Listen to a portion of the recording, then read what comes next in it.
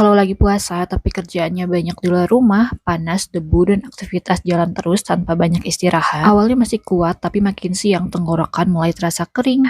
Nafas juga jadi kurang nyaman apalagi habis banyak gerak. Padahal sore sampai malam masih panjang, masih mau buka bareng, lanjut aktivitas dan ibadah malam. Tenggorokan udah mulai kerasa. Sekarang aku jadi lebih nyiapin diri, habis seharian di luar, aku rutin konsumsi madu Gurahfit sebagai pendamping selama Ramadan. Madu Gurahfit dibuat dari madu hutan murni dipadukan dengan jahe, jeruk nipis, kayu manis, dan daun saga. Rasanya manis, ada hangatnya, dan nyaman di tenggorokan. Biar aktivitas di luar tetap nyaman sampai malam, madu Gurahfit redakan batuk, legakan nafas. Kalau kamu sering puasa sambil kerja di luar rumah, cek madu Gurahfit sekarang di bio atau keranjang kuning dan pastikan pilih produk yang asli.